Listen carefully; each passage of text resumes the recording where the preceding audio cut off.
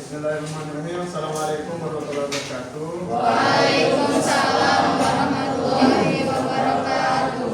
Adik-adik sekalian, pada pertemuan kali ini kita akan coba bahas ya tentang apa itu mediatisasi.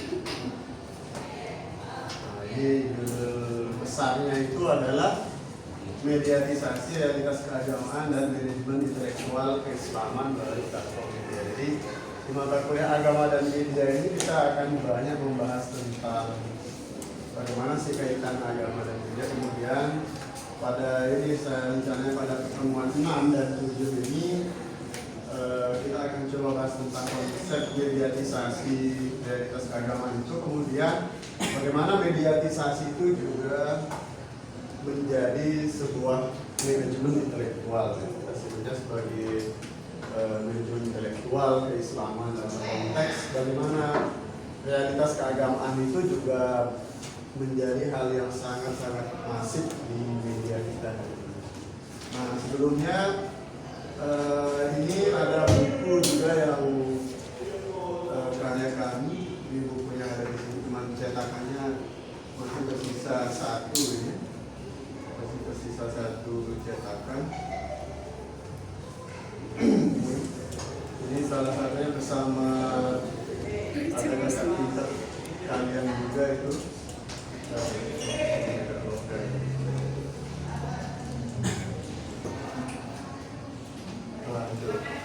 Si Muhammad Subki sama Irawan ini anak Islam juga ya. Tapi buku ini sebenarnya lebih ke kumpulan isi. Isi populer yang membahas, termasuk di daftar isi ada, bisa lihat itu ada subbab itu realitas keagamaan yang mediatisasi. Kemudian di sini juga sama ya, agama antara tekstual dan kontekstual itu juga kaitannya dengan bagaimana agama itu kemudian diekspresikan, kemudian implementasikan pada ruang-ruang media. Ini bukunya tidak terlalu tebal sih, 2023 kemarin itu. Jadi mungkin nanti saya bisa minta ininya ya, file PDF-nya nanti saya bagikan ya. Kemudian ini juga salah satu tulisan yang banyak dirujuk oleh akademisi tentang kaitannya dengan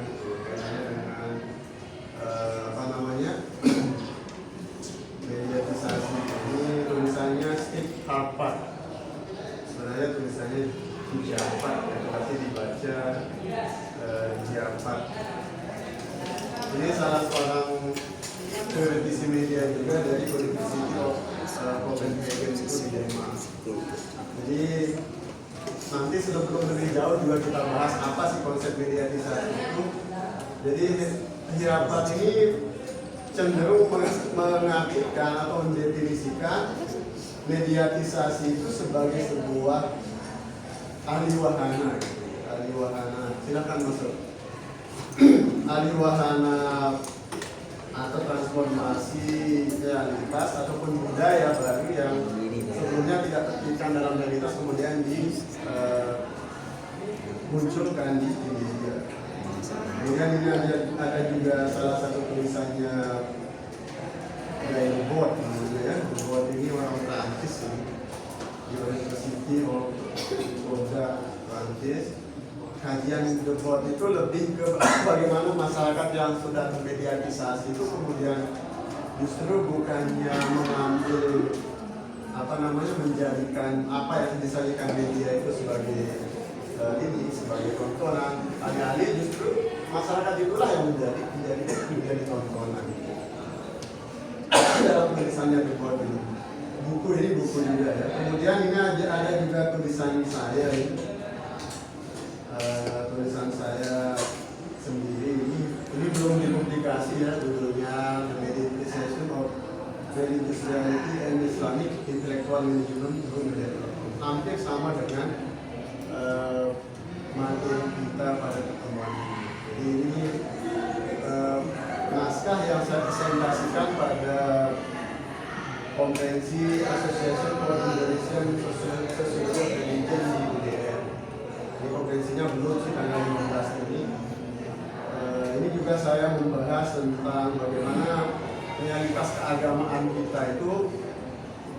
pada hari ini begitu masif pada ruang virtual sehingga banyak memunculkan, kalau istilahnya di apa tadi itu menyebutnya sebagai mediatization, a theory of media as agent of social change and social and cultural change. Artinya media itu banyak mempengaruhi bagaimana interaksi sosial maupun budaya itu. Ya. Nah, lebih jauh juga kita bisa membahas di sini. Kita bisa mengambil pendefinisian dari what is mediatization itu, apa sih mediatisasi itu. Ini kita coba lihat ini ya, coba lihat videonya. Ini salah satu course yang diisi oleh namanya Kathleen Childs dari University of Illinois of Urbana-Champaign. Jadi kampus besar di Amerika itu, salah satu kampusnya termasuk juga Menteri Keuangan Sri ini yang banyak beberapa teman juga studi di sini. Kalau kita coba lihat ya dari video ini, bagaimana pendefinisian dari mediatisasi itu dari para ahli teori media. The relationship between media and society has received scholarly attention from a variety of perspectives. Say media and education, or media and political communication. Or maybe you've thought about what it would mean for higher education if all lectures started being delivered online. Kita ulang ya, coba ini soalnya agak kecil. Kita coba lihat di sini.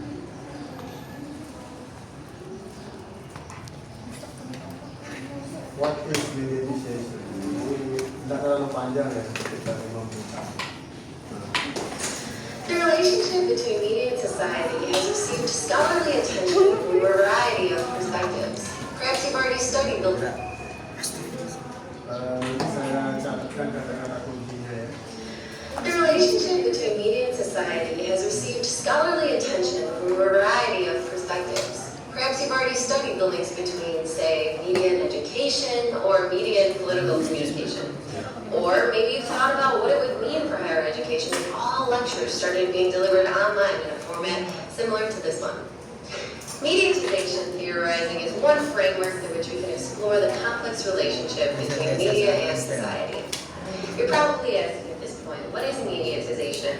Well, there is yet to be a widely accepted definition of the term, but let's look at 3 possibilities. Oke, nah ini salah Winfried satu Schultz beberapa argues that mediatization is the relationship between media and society has beberapa konsep yang dimunculkan oleh beberapa ahli ya tentang thought about what it would mean for higher ed relationship between media and he identifies 4 components associated with communication. Schultz argues that Winfried Schultz argues that mediatization is a process of social change associated with communication media, and he identifies 4 components of the mediatization process. Oke, definisi dari what is mediatization ini yang pertama ada Winfried Schultz. Sebut aja Schultz ya.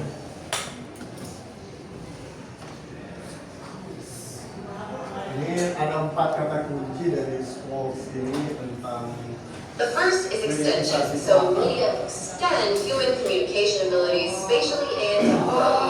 In terms of space, humans can communicate from increasing geographic distances, and in terms of time, humans can receive mediated messages almost instantly. So for example, you can watch live news from China as it happens right here in our communications library. The second is substitution. Kata kunci yang pertama dari definisi Schultz tentang mediatisasi itu adalah extension. Adik-adik pernah dengar ini enggak? Istilah global village. Global village. Pernah.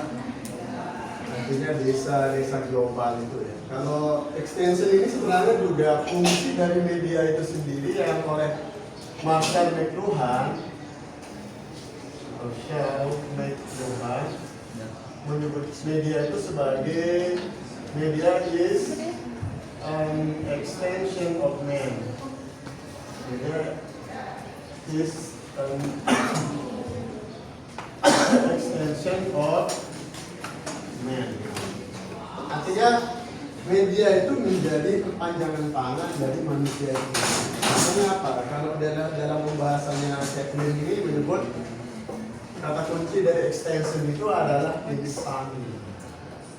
Ini saya ingat hampir mirip-mirip kayak kita belajar IELTS sih, belajar IELTS bahasa Inggris itu. Jadi kita membuat percakapan, kemudian nanti ada soal apa sih poin dari percakapan itu. Nah, poin dari extension itu dia mencontohkan ini. For example, you can see anything happen in China here from literally instantly. Artinya apa? Live yang dilakukan, bahkan dulu sebelum ada live report di TV itu kan media itu sebenarnya juga menciptakan realitas atau mengalihwahanakan realitas itu, tetapi bukan dalam konteks yang langsung kita saksikan. Tapi hari ini kan dengan kemajuan teknologi, hampir semua hal itu bisa instantly kita lihat, termasuk juga yang sering like Facebook, like YouTube, like Instagram, TikTok juga. Oke, kita lanjut. Salah satu komponen dari mediatisasi itu adalah extension. Extension itu perpanjangan. Nah, yang kedua, So media substitutes face-to-face social interactions. For example, business meetings that once took place face-to-face in a meeting room now can take place via Skype or Google Hangout. Third, salah satu yang kedua itu adalah substitution. Jadi mediatisasi itu juga mensubstitusi. Substitusi itu bisa berarti mengganti, bisa juga melebur juga, bisa juga melebur.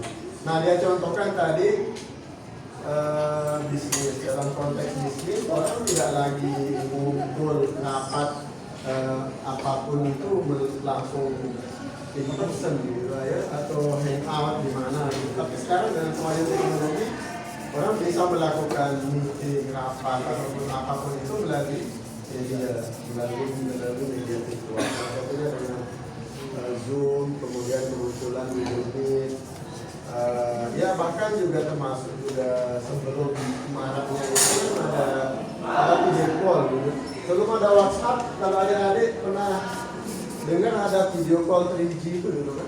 Video call 3G yang HP Nokia itu mungkin tidak nemu ya. Tahun 2000 ya enggak terlalu lama, sekitar 2000 di bawah 2010 lah. 2007 2008 itu Nokia kan menjadi raja ponsel. Jadi dia yang pertama kali membuat ponsel itu ada kamera depannya itu. Ada kamera depan, terus kemudian ada panggilan video melalui 3G. HP lain kan masih dalam bentuk 2G atau 3G. Nokia itu sudah 3G. Itu bisa melakukan panggilan. Nah, salah satunya kunci dari substitusi ini adalah bisa disebut sebagai mengganti atau melebur. Melebur dari realitas itu. Ya sama dengan kita gitu. Adik-adik masuk pas pandemi itu 2020 awal sampai pertengahan 2021 kan kuliah diliburkan semua. Hampir semua yang laku itu ya kuliah online, melalui Zoom. Ada juga yang Google Meet. Kalau yang dosennya agak-agak males ya paling WhatsApp aja. WhatsApp, dia jelasin teks melalui WhatsApp, kemudian bertanya, ada yang bertanya melalui WhatsApp. Tapi itu kan capek sekali ya. Capek baca, kemudian capek ngetik. Hanya yang paling mudah ya Zoom itu. Zoom tetapi dengan kapasitas terbatas juga waktu itu. Nah, sebenarnya juga kemudahan dari mediatisasi itu ya kita bisa mengumpulkan banyak orang dengan tidak dengan tidak membutuhkan ruang yang ruang yang terlalu banyak. Kan bisa juga orang itu kan tinggal kita mute. Kalau ngumpul ini kan nggak bisa kita stop, orang cuma bisa bilang tolong dengarkan dulu. Kalau di Zoom kan tinggal kita klik aja mikrofonnya udah sepi. Oke, yang ketiga dari konsep mediatisasi itu We have amalgamation. So mediated activities amalgamate or come together with non-mediated interactions. For example, you and your friends might watch a funny YouTube video or have the TV on while hanging out in person. The final component of the mediatization process is accommodation. Oke, sebelum masuk ke akomodasi ini, ada konsep atau komponen lain di mediatisasi itu ada namanya amalgamation. Amalgamation itu ada pernah dengar konsep ini atau pernah dengar istilah ini dalam apa namanya teori-teori kebudayaan, kemudian sosiologi juga konsep amalgamation ini dipakai. Ya termasuk juga hampir sama dengan substitution, tapi amalgamation ini lebih ke menggabungkan, bisa kita sebut menggabungkan. Betul ya, menggabungkan atau juga memberikan ruang sendiri-sendiri dari konsep apa entitas-entitas itu. Misalnya dalam hal ini dia contohkan my unit friend, artinya teman kelasnya atau teman di kampus itu dia bisa nonton video YouTube di HP-nya, sekaligus di situ ada TV juga. Ada TV yang menyala. Ya, kalau kita kan bukan hanya itu ya. Di samping HP satu, ada lagi HP satu, ada lagi TV, kemudian laptop juga nyala semua. Nah itu juga contoh dari bagaimana mediatisasi itu membentuk amalgamation. Saya kira apalagi kalau adik-adik lihat di ini ya, di apa namanya?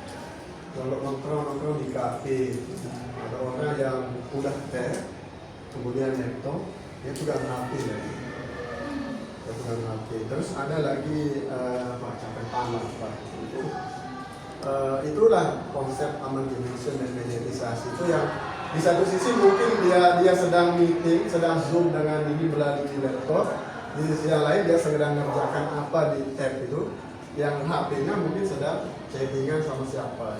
Nah, itu bentuk mediatisasi realitas yang begitu tidak kita sebut begitu kompleks ya. Nah yang terakhir itu ada konsep akomodasi. So people, and this is what he says, accommodate to the way the media operate. So that means that people depend on the media, and so they adapt to the media. For example, politicians largely depend on the media for recognition, so they adapt or tailor their campaigns to what messages the media needs. So what is newsworthy or attention grabbing, or what works well on YouTube? You know, what makes an effective TV commercial? Okay. So we can see one conceptualization of mediatization is a process of social change related to media that has four components: extension, substitution. Definisi school ini, win-win school ini kan sederhananya bagaimana kemudian perubahan sosial itu justru didasari atau dibentuk oleh komunikasi media itu. Nah contoh yang terakhir dari accommodation itu bagaimana ini apa namanya sesuatu yang sebelumnya itu tidak berada pada ruang media, justru sekarang itu sangat-sangat masif, bahkan menjadi pembentuk opini. Dia contohkan misalnya politisi itu sangat bergantung sekali pada media. Hari ini saya yakin semua, bahkan adik-adik hari ini kan belum menentukan pilihan misalnya kepada cagup, yang kita sebut cagup atau cawagup itu kan. Cagup itu. Nah hari ini kan begitu. Saya yakin nggak ada yang nonton debat juga. Ada nggak yang nonton debat cagup itu? Nonton ini ya, tapi siaran tundanya ya, atau siaran ulangnya atau di TV. Nah itu kan jadi nanti tim-tim sukses itu kan memotong-motong misalnya, memotong-motong video misalnya jawaban dari si calon yang dia tidak suka misalnya, dia tidak suka, dia potong video-video yang dia anggap wah ini bisa jadi serangan. Ya, termasuk kesebutannya bisa buzzer atau kalau bahasa Indonesianya kan bentuknya pendengung. Misalnya dia potong videonya si A misalnya kan dia, wah ini datanya keliru banget ini share di media.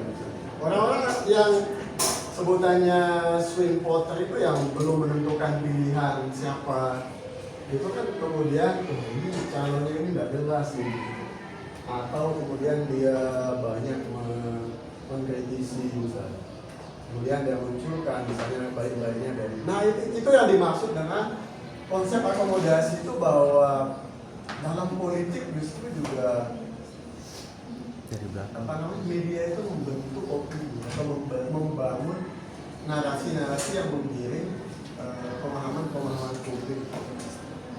Oke, kita lanjut lagi. Amalgamation and accommodation. Nah ini dari Our second scholar is Friedrich Kratz. oke, He ini lebih sees ke komunikasinya mediatization ya. as a long-term, ongoing meta-process of historical developments in which social changes take place as communication media change. He stresses that this meta-process is man-made, so people choose to use new media, and in doing so, it is people that are responsible for these changes. So he says, mediatization changes human communication by offering new possibilities of Oke, ini yang communication tadi hampir and sama ya. using them. Kata kuncinya itu adalah opening new possibilities of communication in using them, people change the way they communicate. Nah, itu kayak tadi, hal-hal yang sebelumnya tidak kita terbayangkan bisa kita lakukan pada ranah media itu hari ini justru begitu masif. Nah, dalam konteks keagamaan juga sama. Dalam konteks realitas keagamaan juga sama ya. Saya kira adik-adik begitu sering mengikuti kajian-kajian online atau bahkan ketika merasa down lah gitu ya, merasa down, yang suka berfilsafat misalnya, kemudian akan mencari video-video YouTube-nya siapa lah gitu ya, Bang Faiz siapa di YouTube atau Facebook. Jadi hampir sama definisi dari Friedrich Kratz ini adalah media itu mengubah cara manusia itu berinteraksi atau komunikasi dengan menawarkan kemungkinan dari komunikasi. Salah satunya tadi, ketika pandemi COVID itu orang banyak dilarang berkumpul, bahkan sholat Jumat. Bahkan ada ini juga ya, ada wacana bahwa haji itu dilaksanakan pada ruang metaverse. Metaverse itu semacam ruang yang diciptakan oleh Facebook itu ya. Jadi dengan virtual reality menawarkan pengalaman berhaji yang hampir sama dengan ketika mendatangi tempat-tempat ibadah haji. Tetapi di situ kan muncul kemudian kontroversi apa hukumnya berhaji melalui metaverse. Nah, semua sepakat misalnya dari negara-negara organisasi kerjasama Islam itu menyebut bahwa ya nggak bisa gitu. Yang namanya haji itu kan salah satu ibadah wajib yang tempatnya khusus, waktunya khusus, dan ritualnya juga khusus. Kalau dilakukan pada ruang virtual itu sebenarnya bukan haji, tetapi hanya pengalaman mungkin bisa dijadikan sebagai konteks ketika akan melaksanakan haji secara langsung. Oke, kita lanjut. Terakhir mungkin pembahasan terakhir dari salah satu. People change the way they communicatively construct their world and its organizations and society itself. Or becomes desensitization, the process. Our third and final scholar is Steve Harvard, who considers mediatization the process whereby society increasingly submits to or becomes dependent on media. So from his perspective, mediatization is a double-sided process. On one side, mediatization becomes an independent social institution. In that, and I quote, other institutions become dependent on resources that the media control, and they will have to submit to some of the rules that media operate by in order to gain access to those resources. So for example, as the media gain institutional status, the social institution of education must display behaviors and beliefs that adhere to the media. More on this in future lectures. Oke, jadi konsepnya Harvard ini Dia menyebut bahwa media itu sendiri adalah suatu institusi yang independen. Media itu menjadi apa namanya?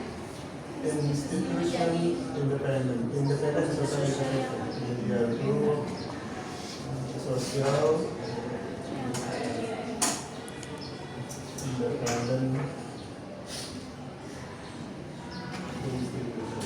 Nah, apa maksudnya ini? Bahwa media itu menjadi institusi sosial yang bebas atau yang tidak terikat pada apapun.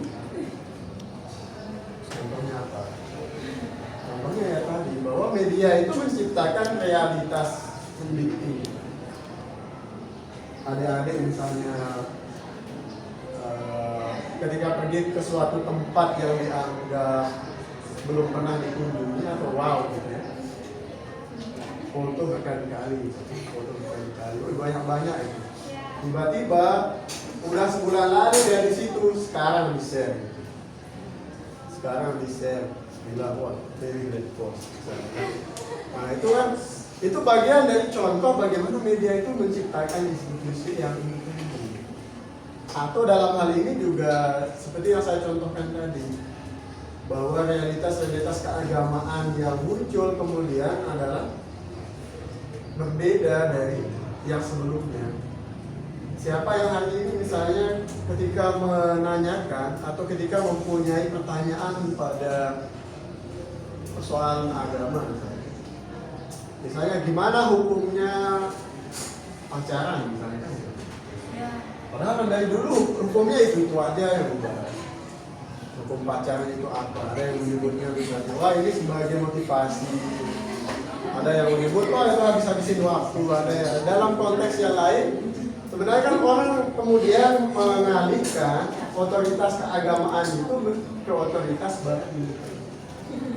Nah, otoritas baru itu mana? Ya media itu sendiri, institusi media. Jadi orang tidak lagi datang ke kiai, tidak ada lagi datang ke tuan guru atau ke ustadz untuk menanyakan misalnya gimana hukumnya ini. Gimana hukumnya misalnya perempuan haidnya jam sekian, kemudian tiba-tiba bersih jam sekian, apa dia harus sholat apa enggak? Ya tinggal ketik YouTube misalnya. Ketik di Google misalnya.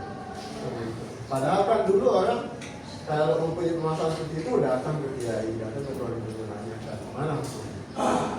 Ya, seperti itu, kira-kira seperti itu ya maksudnya. Bagaimana kemudian media itu menjadi apa istilahnya itu social independent institution. Kemudian bagaimana media itu become integrated into other social institution yang sama kayak tadi. Siapa yang hari ini misalnya tuan guru atau kiai yang tidak punya akun sosial media, penceramah yang tidak punya akun sosial media, apalagi dalam konteks penceramah nasional yang sudah populer, kan? Ada UAS official, ada Musbah apalah gitu, santri gaya terus apa tuh UAH official misalkan ada Hidayat itu kan ada lihat. Itu yang dimaksud dengan integrated into other social institution, bahwa media itu menciptakan di satu sisi menciptakan institusi sosial yang independen, tapi di sisi lain juga berintegrasi dengan institusi yang lain. Salah satunya tadi UIN Mataram punya UIN TV itu, kemudian bahkan juga ya bahkan lembaga-lembaga lain itu juga sekarang itu sudah terintegrasi di media. Sehingga dalam bahasanya si Kathleen tadi itu menyebut bahwa educational life, kehidupan suatu pendidikan atau sekolah itu kan mereka kemudian banyak mengintegrasikannya pada ruang-ruang virtual atau media. Media simultaneously become integrated into other social institutions. So for example, the media become an integral part of political behaviors. So in sum, Harvard sees mediatization as a process in which the media simultaneously become an independent institution and become integrated into other social institutions. And it is through this process that society becomes increasingly dependent on the media.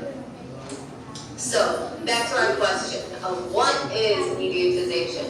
Well, we can say that is a process because it occurs across time. It's something that happens as people, organizations, and institutions use media, things change, and time passes.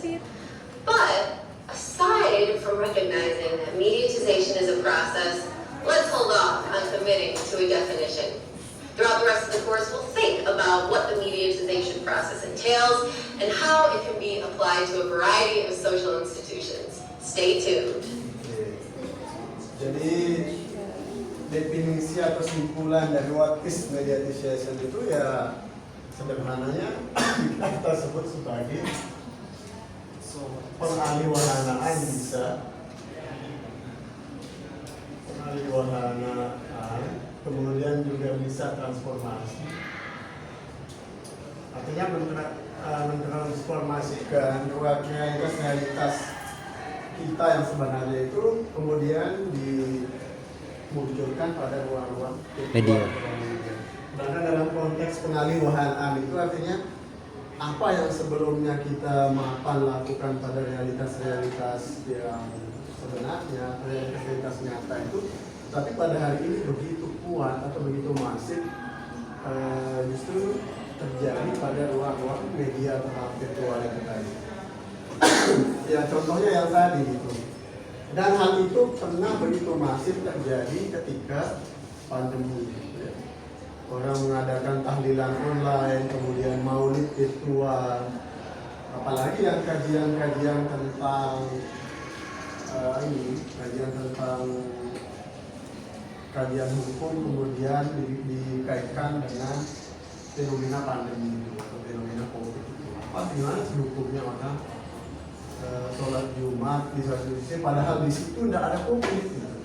Tetapi secara nasional diumumkan bahwa ini untuk menghindari COVID-19, jadi semua orang itu dilarang berkumpul. Tetapi dalam hal ini kan, kalau istilahnya ini, saya lupa nama pokoknya itu, ada yang menyebut kemudian ada istilah religious disobedience. Artinya pembangkangan civil religious disobedience. Ada pembangkangan civil religious. Jadi orang-orang yang walaupun MUI sudah mengeluarkan fatwa dilarang berkumpul, sholat Jumat ditunda dulu, sholat jamaah ditunda dulu, tapi banyak juga orang yang kemudian masih melaksanakan sholat Jumat secara diam-diam, kemudian apa lagi yang masih mengadakan sholat jamaah diam-diam.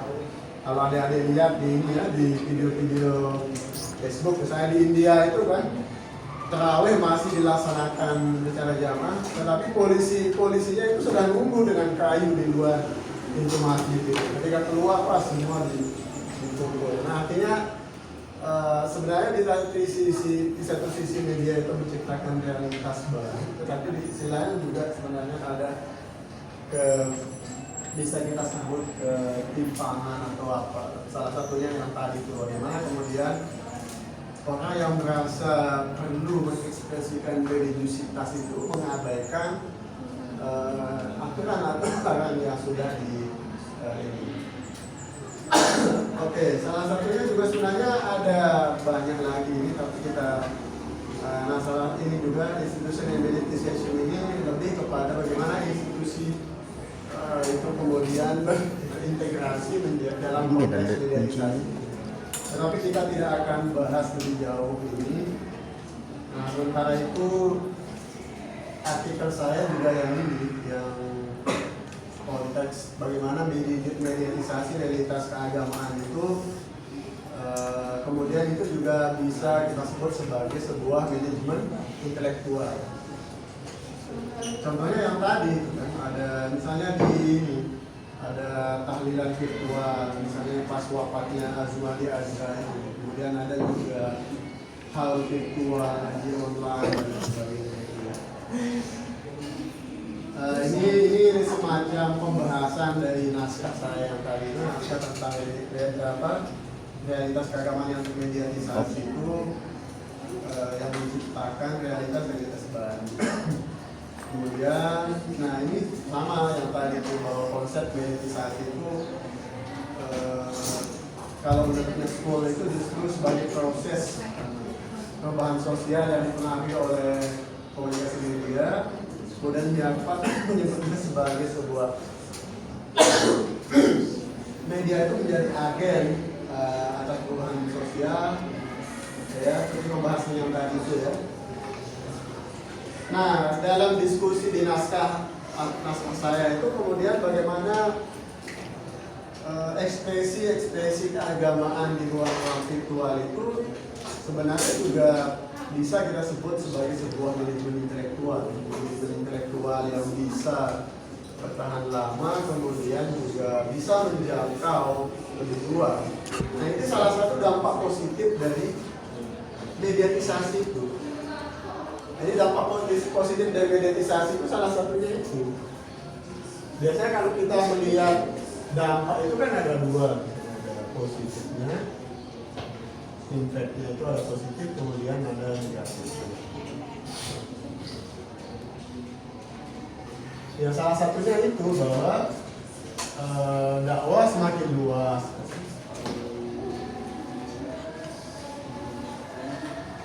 Kemudian juga bisa bertahan lama.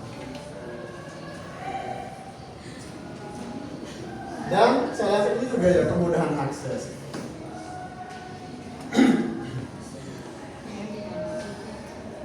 Kan kalau mengadakan ini, misalnya mengadakan pertemuan seminar apa itu melalui online itu ya salah satunya itu kelebihannya kan kita tidak membutuhkan ruang yang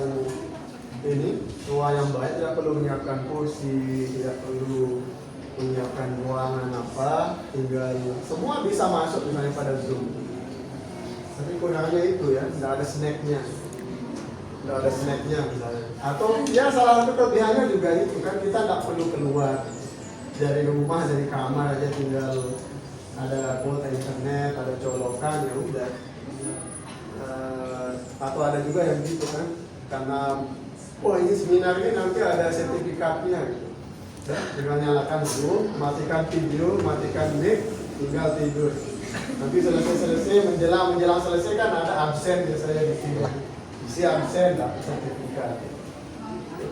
Nah, kelebihannya kayak gitu kayak saya kira mediatisasi. Tapi dalam konteks yang lebih jauh juga tentu ada hal-hal negatifnya. Contohnya itu, ayo kita pergi ngaji ke mana misalnya. Wah, nanti paling itu disiarkan di YouTube nanti itu atau disiarkan di live Facebook. Nanti bisa kita tonton. Jadi itu yang membuat mediatisasi itu juga ada dampak negatif. Salah satunya juga itu yang saya sebutkan tadi. Jadi mediatisasi realitas keagamaan itu kemudian menggeser otoritas keagamaan itu. Kalau dulunya orang lebih mapan interaksi dengan guru, dengan kiai misalnya ketika ada permasalahan apa, sekarang kan tinggal ketik Google aja. Atau ada juga bahkan platform yang menyediakan itu. Misalnya ada namanya Cari Ustadz, kemudian almanhaj.org.id itu bukunya Salafi. Kemudian ada Rumah Show juga kan, Rumah Pikir itu ada bisa ini. Bisa mengajukan pertanyaan di situ, pertanyaannya nanti ada yang balas. Nah di platform Cari Ustadz itu bahkan kita bisa mengajukan pertanyaan, kemudian kita juga bisa mengundang misalnya ustadz-ustadz yang ada di situ di platform itu diundang untuk mengisi ceramah, menjadi khatib atau apa dan sebagainya. Saya kira kelebihan dari itu juga ya di satu sisi kita tidak perlu melihat ini secara dikotomis, secara oposisi biner lah kalau istilahnya Gerindra itu. Bahwa segala sesuatu itu bukan hanya baik buruk, kemudian hitam putih, baik jahat dan sebagainya, tetapi ada hal-hal yang lebih netral, yang lebih cair yang bisa kita lihat dari konteks realitas ini. Nah kemudian terakhir ya simpulannya ya media itu sebenarnya membentuk mediatisasi itu membentuk kebudayaan baru, kemudian bahkan juga apa yang kita sebut hari ini sebagai screen culture atau budaya layar. Saya yakin ada juga sama gitu. Dari daripada baca berita itu panjang sekali, ya paling nanti lihat aja di YouTube itu ringkasannya apa yang dinanti. Kemudian juga Islamic Intellectual Management ini, manajemen intelektual keislaman melalui media itu juga salah satu dari sisi positif dari mediatisasi realitas keagamaan. Kemudian sosial media juga bisa dibawa pada termasuk juga sarana sebagai dakwah yang bisa menjangkau lebih luas dan tidak terbatas pada konteks-konteks geografis. Nah, ini juga yang menarik kemudian konsep prosumer ini. Jadi konsep prosumer yang dimaksud di mediatisasi itu justru memunculkan bahwa semua orang itu di satu sisi menjadi konsumen, tetapi di sisi lain sekaligus menjadi produsen. Contohnya apa? Adik-adik datang ke Islamic Center, di situ ada kajian, tinggal ambil HP, rekam like Facebook, itu juga sebagai produsen. Sudah menjadi produsen. Nah ini budaya baru juga, konsep of consumer ini. Nah contoh-contoh yang lainnya dari mediatisasi itu yang banyak sekali ya. Ini yang beberapa yang saya coba ini apa namanya? Oke, kira-kira sampai di sini ada yang mau bertanya atau silakan sebentar aja. Ada yang mau bertanya atau ada yang mau menanggapi? Ada? What is Silakan meditation? kalau ada. Meditation. What is Ada nggak? meditation? Keagamaan dan manajemen Oke, kalau tidak ada kita cukupkan ya. Kemudian sampai di sini nanti materinya bisa saya bagikan juga. Oke, terima kasih atas perhatiannya. Assalamualaikum warahmatullahi wabarakatuh.